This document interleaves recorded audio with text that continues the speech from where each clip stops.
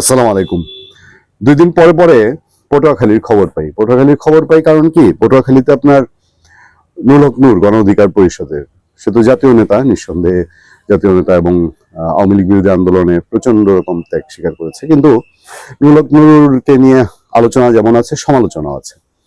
আবার পটুয়াখালী 3 যে আসন, এই আসনের নিয়ে বহু ত্রিমুখী কথাবার্তা ছিল, যাক, এবং দীর্ঘদিন এই আসনটা বিএনপি মনোনয়ন প্রথম ধাপে মনোনয়ন দেয়নি, কারণ তাদের সেখানে একজন খুবই জনপ্রিয় নেতা আছেন, খুবই জনপ্রিয় নেতা।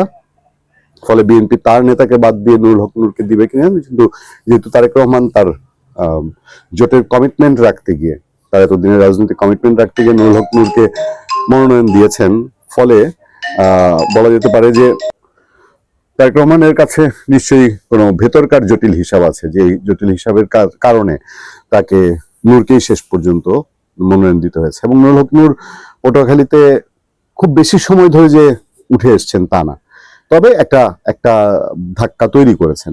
আবার শিয়ানে শিয়ানে কেউ কাকে নাই ছাড়ে সমানে সমান। আমি কেন বলছি যে এরা দুজন ওখানে ইলেকশন করতে গেছে নাকি ওখানে মৌলযুদ্ধ করতে গেছে, এই গত এক সপ্তাহে দুইবার পত্রিকায় খবর হয়েছে নুরুল হক নূর এবং মামুনের সমর্থকরা মারামারি করেছে, এবং মারামারি করে একবার 15 জন আহত হয়েছে, আরেকবার তার চেয়ে বেশি আহত হয়েছে। তো এই আহত নিহত, হুমকি পাল্টা হুমকি, নূর বলছে তার কোনো একজন সমর্থককে বিএনপি করে এরকম মানুষকে মামুন হুমকি দিচ্ছেন, সেরকম ভিডিও অডিও টেপ পাঠাচ্ছে। আবার মামুনের দিক থেকে নূরের লোকজনের কথা বলা হচ্ছে যে হুমকি ধুমকি দিচ্ছে। এইসব কারণে ওখানে এই নির্বাচনী বিষয়াশয়ের চেয়ে তারা দুজনের ঝগড়াঝাটিটাকেই অতিরিক্ত বেশি রকম মূল্যায়ন করছেন বলে অনেকে ধারণা করছেন। যেমন এখানে একটা খবর আছে, দেখেন, যে ধানের শীষ নৌকা নাই তবু হাড্ডাহাড্ডি লড়াই, কারণ ওখানে ধানের শীষ যেহেতু কাউকে মনোনয়ন দিয়েছে ট্রাক মার্কা নুরুল হক নূরকে, ফলে ধানের শীষ নাই, নৌকা কেন নাই আপনারা সবাই জানেন। কুয়াকাটা পেছনে ফেলে উত্তর পূর্ব দিকে এগুতে রাজনীতির দৃশ্যপট পাল্টে যেতে থাকে। সমুদ্রের নোনা হাওয়া কমে আসে, দেখা যায় নদীর পাড় ঘিরে গড়ে ওঠা জনপদ, বাজার, খাল আর শস্যক্ষেত। বগুড়ার আমতলির শাখারিয়ায় গাড়ি থেকে নেমে রিপোর্টার তার মতো করে স্পট রিপোর্টিং এর বর্ণনা দিয়েছেন। গলাচিপা ও দশমিনা উপজেলা নিয়ে গঠিত পটুয়াখালী 3 মূলত আওয়ামী লীগের আসন হিসাবেই পরিচিত ছিল। 1996 সালের জুনের জাতীয় নির্বাচন থেকে শুরু করে 2024 সাল পর্যন্ত প্রতিবারই এখানে নৌকা মার্কার প্রার্থীর জয় পেয়েছে, কিন্তু এবার আওয়ামী লীগ নির্বাচনে নেই, এ কারণে পুরোপুরি পাল্টে গেছে আসনটির ভোটের দৃশ্যপট। হরিদেবপুর থেকে গলাচিয়া নদী পার হয়ে ওপারে যেতে চোখে পড়ল 4 মার্কার 4 প্রার্থীর ব্যানার। এখানে বিএনপির সমঝোতার প্রার্থী, গণ অধিকার পরিষদের সভাপতি ও ডাকসুর সাবেক ভিপি নুরুল হক নূর ট্রাক প্রতীকে, এছাড়া বিএনপি বিদ্রোহী প্রার্থী হাসান মামুন ঘোড়া প্রতীকে, জামাতের প্রার্থী অধ্যাপক মোহাম্মদ শাহ আলম দাড়িপাল্লা প্রতীকে এবং ইসলামী আন্দোলনের প্রার্থী হাফিজ মাওলানা মুফতি আবু বকর সিদ্দিক হাতপাকা প্রতীক নিয়ে নির্বাচনের মাঠে আছেন। হাসান মামুন বিএনপির কেন্দ্রীয় কমিটির নির্বাহী সদস্য ছিলেন। দলীয় সিদ্ধান্ত অমান্য করে সমঝোতার প্রার্থী নুরুল হকের বিরুদ্ধে নির্বাচন করায় তাকে দল থেকে বহিষ্কার করা হয়েছে। আমি ঘটনাক্রমে সেদিন হাসান মামুনের সঙ্গে আমার দেখা হয়েছিল বিএনপির আরো একজন শীর্ষ নেতার কমপ্লেক্সের কাছাকাছি। তো হাসান মামুনের সমর্থকরা বলেছিল যে ভাই দাওয়াত রইল, আসেন এই আমাদের নির্বাচনী আসনে, বাংলাদেশের 2টা আসনে এবার নির্বাচন দেখবেন, একটা হলো আমাদের পটুয়াখালী 3, আরেকটা হলো ব্রাহ্মণবাড়িয়া রুবিন ফারহানের এখানে, এই 2 জায়গায় নির্বাচন জমবে। তো তারই বোধহয় লক্ষণ দেখা যাচ্ছে। সেই লক্ষণে আরো বলা হচ্ছে যে এই আসনে এবার যেমন নৌকার প্রতীকে প্রার্থী নেই, আবার বিএনপির ধানের শীর্ষ নেই ব্যালটে।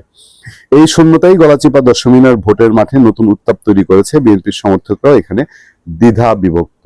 মানে বিএনপি যে কেন্দ্রীয় সিদ্ধান্ত দিয়েছে, এই সিদ্ধান্ত যে এই পটুয়াখালী তীরের তৃণমূলের বিএনপি মেনে নিয়েছে, এটা বলার কোনো অপেক্ষা রাখে না।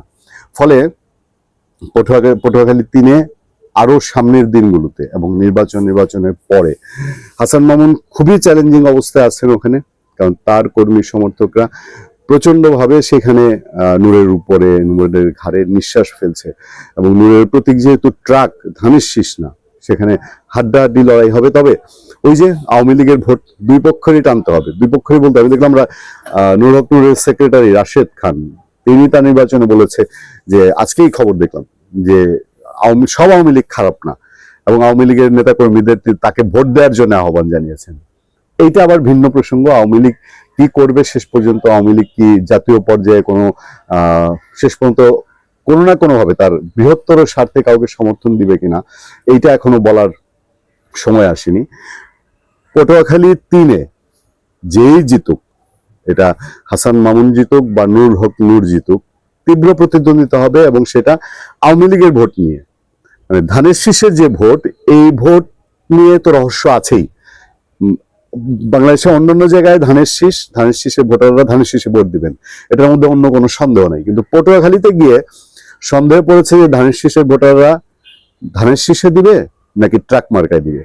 ফলে ওখানে যেহেতু আসনটাই আওয়ামী লীগ অধ্যুষিত, ওখানে আওয়ামী লীগের বাইরে কেউ জেতার কোনো রেকর্ড নাই।